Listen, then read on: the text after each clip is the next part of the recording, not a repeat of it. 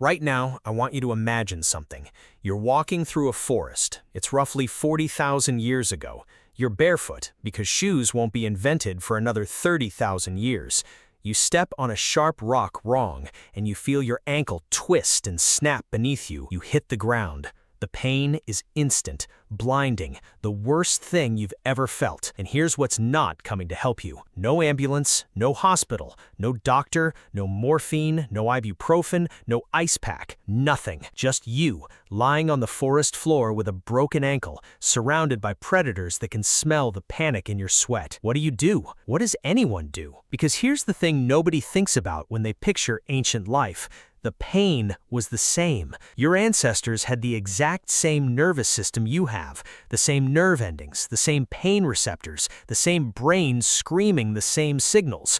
A broken bone 40,000 years ago hurt exactly as much as a broken bone this afternoon. The only difference is what happened next. Today, you get carried to a sterile room, given drugs that make you forget your own name, and a surgeon fixes you while you're unconscious. 40,000 years ago, you just experienced it, all of it, from beginning to end. And somehow, they survived.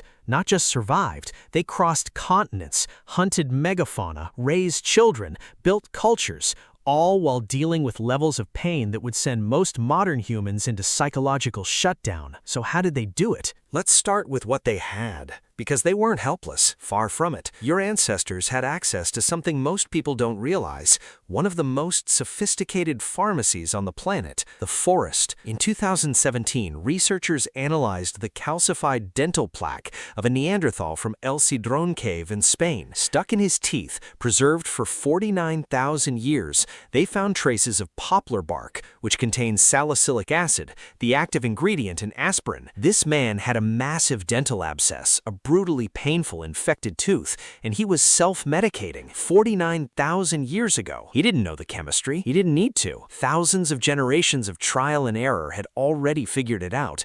Someone, at some point, had a headache, chewed on that bark, and felt better. They told someone. That someone told someone else. And across tens of thousands of years, that knowledge was passed down. Not in textbooks, not in medical schools, but in whispered advice from a mother to a daughter, from an elder to a child. Aspirin, the most common painkiller on Earth, is just a refined version of what a Neanderthal was chewing on in a cave in Spain before modern humans even arrived in Europe. And it wasn't just bark. Opium poppies have been found at ancient sites across Europe and the Mediterranean. Cannabis residues show up spanning millennia. Dozens of plants with anti-inflammatory and sedative properties grew wild across the landscapes our ancestors walked through every day. They knew which leaf to chew for a headache, which root to crush and press against a wound, which smoke to breathe in for something deeper, and they knew which ones would kill you. That knowledge cost lives to acquire. Every plant in that ancient pharmacy was first tested by someone who had no idea what would happen next. Some of those people didn't make it, but the ones who survived built a body of knowledge so effective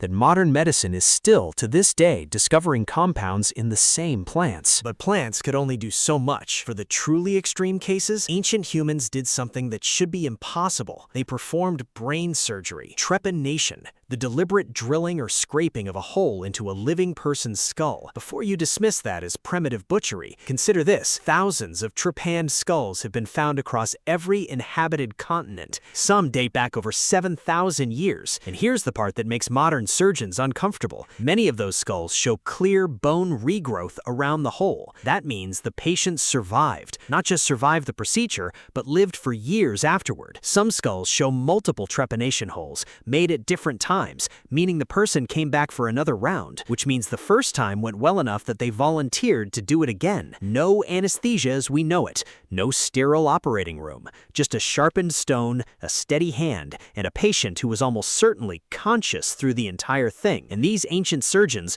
working in caves and open air with tools they'd napped from flint, had survival rates that trained European doctors couldn't match 1,000 years ago. People with stone tools were better at keeping you alive during during skull surgery than physicians in 15th century London. Let that sit for a second. Now, here's the part of this story that almost never gets told, and it might be the most important one. In 1957, archaeologists excavating Shanidar cave in northern Iraq uncovered the skeleton of a Neanderthal they called Shanidar 1. His body told a story that still makes anthropologists go quiet when they talk about it. He'd been blind in one eye. His right arm had been fractured and healed so badly it eventually withered away. He'd been effectively one-armed for years. He showed damage consistent with deafness. His leg had been broken and healed. He had degenerative joint disease. This man was, by any measure, severely disabled. Alone in the wild, he would have been dead in days, but he didn't die. He lived to be around 40 to 50 years old, which was old for a Neanderthal. That means someone fed him, someone protected him,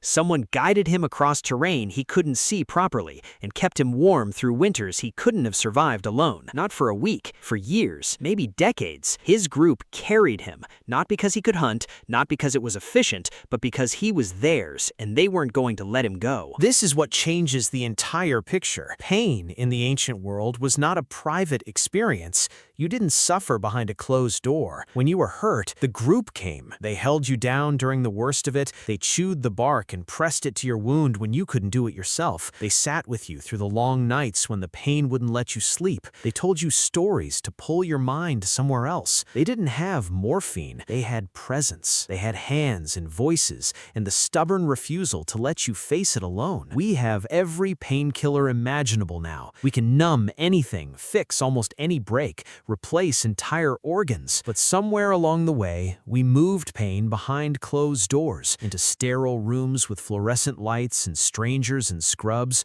who check your vitals and leave. We made it efficient. We made it clinical. We made it lonely. A Neanderthal with a shattered arm and one working eye lived for decades because 20 people decided he was worth the effort. Today, people come home from major surgeries to empty apartments and recover watching television by themselves. So the next time you stub your toe and reach for that bottle of ibuprofen, and it works, and the pain fades in 20 minutes, and you move on with your day without a second thought, remember that your ancestors felt that same pain with nothing to dull it. No pill, no injection, no shortcut. Just bark from a tree, a hand to hold, and someone sitting next to them in the dark saying, "I'm not going anywhere." And for 300,000 years, that was enough. More than enough. It's the reason you're here to feel anything at all.